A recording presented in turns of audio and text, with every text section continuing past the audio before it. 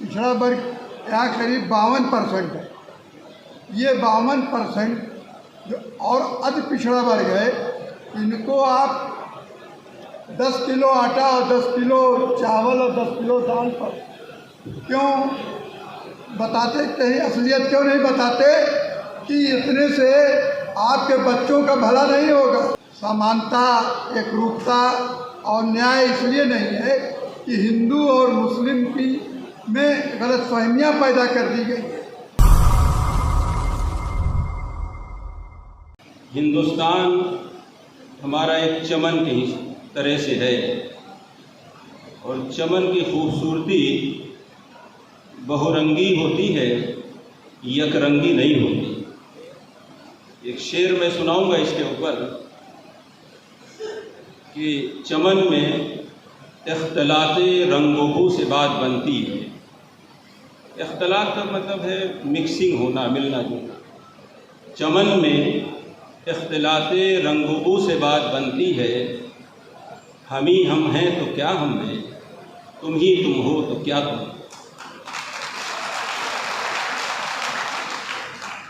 जो लोग अंग्रेज़ी को कम पसंद करते हो थोड़ी देर के लिए बर्दाश्त कर लें, लेकिन अगर गौर से सुनेंगे तो बड़ा मीनिंगफुल है ये address.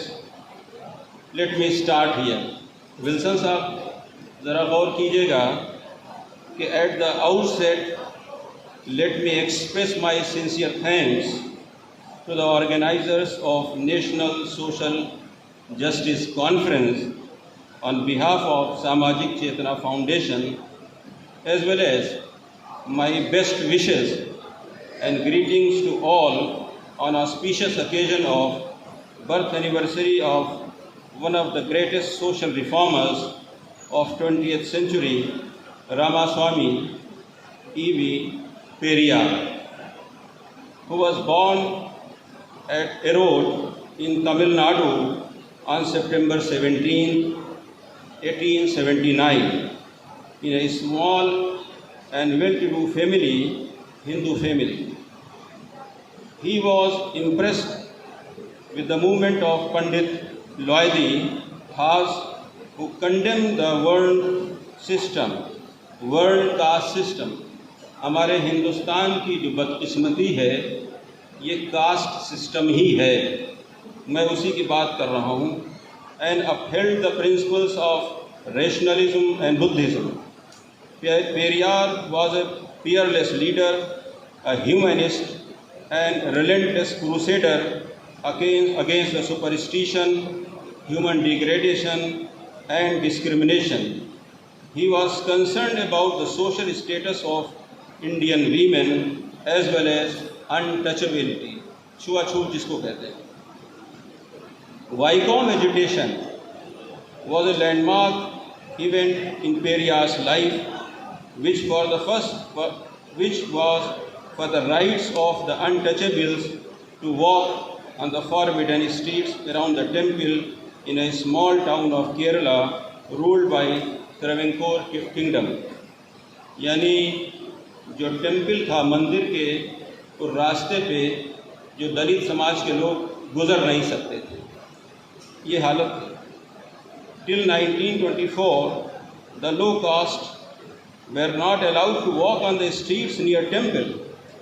Periyar took over the command of this agitation when its main leaders, Barrister Menon and Advocate Joseph, were behind the bars. उस वक्त इन्होंने कमान संभाली थी. अब मैं इस पे आता हूँ कि हालात हाजिरा पे. Recently we have celebrated 75th year of independence, Azadi ka Amrit Mahotsav. It was a real pleasure to see a week long celebrations with much fanfare, zeal and enthusiasm. It was full of life, vibrancies with rallies of tricolor national flags on roads, houses and shopping complexes. The whole of the country was in a state of euphoria of freedom.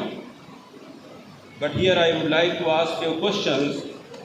Have we achieved freedom from corruption? Have we achieved freedom from prejudices based on caste, religion and color? Have we achieved freedom from regional and communal disputes? The answer is no. We have not achieved it.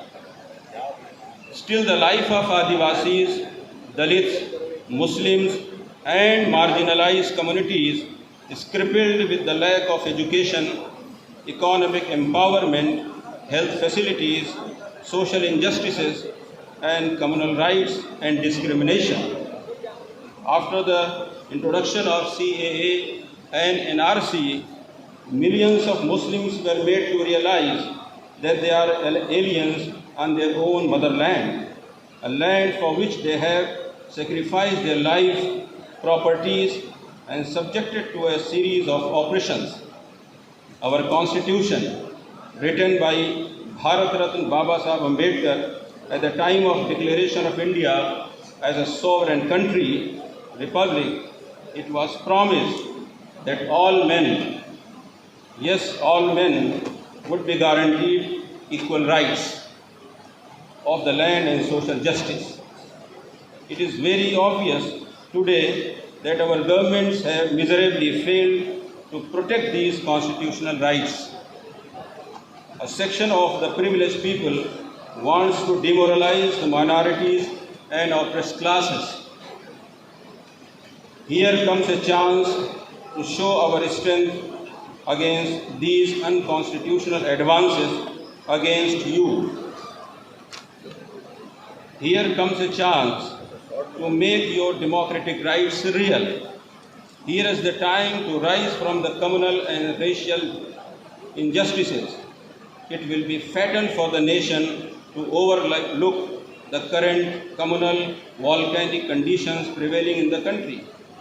Past is past. We have to look ahead of 2022. It will be a new beginning. There can neither be rest nor tranquility in the country until the creation of a society of social and economic equality to all sections of the society. This is what Sir Syed Ahmad Khan, a great leader of 19th century, a pioneer of modern and scientific education in India, a nationalist, a secularist, educationist, and visionary, and a great son of Indian soil, had said about the democracy. He said, for a successful democracy, India needs to achieve social, economic, racial, and educational equality as well as assimilation of all sections of the society. Baba Saheb Ambedkar has endorsed these views in his book Annihilation of Caste, quoting a string of examples of great religious and social leaders. He has proved that the social reforms are a prerequisite to achieve political stability in any country. But even after 75 years of independence, we are far behind the goals set by these great leaders. We can't remain mere spectators to see all these injustices, what we are going to pass on to our generation. मैं ख़त्म पे आ रहा हूँ, शायद लोग बर्दाश्त नहीं कर पा रहे हैं. I have a dream. ये लास्ट सुन लीजिए. I have a dream that one day this nation will get rid of caste system, social injustices and violence.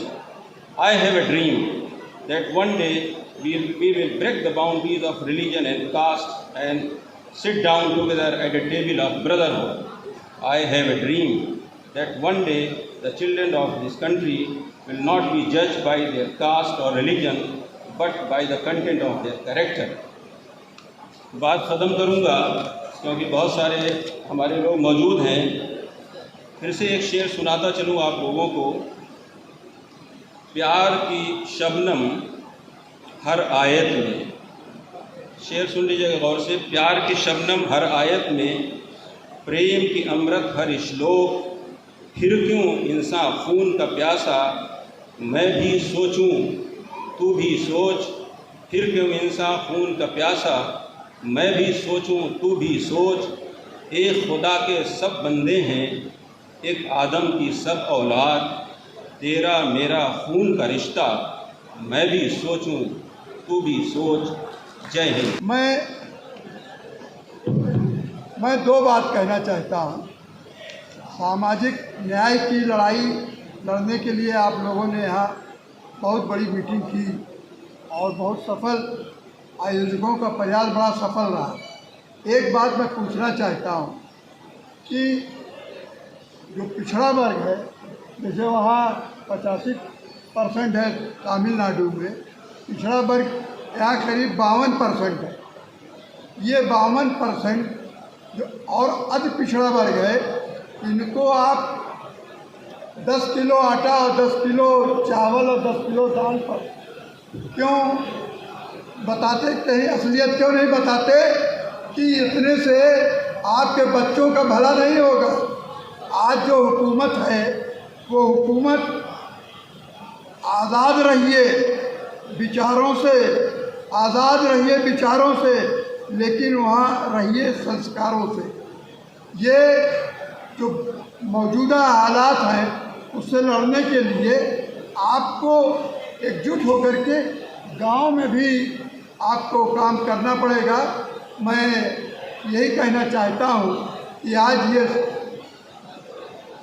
समानता, एकरूपता और न्याय इसलिए नहीं है कि हिंदू और मुस्लिम की में गलतफहमियाँ पैदा कर दी गई है।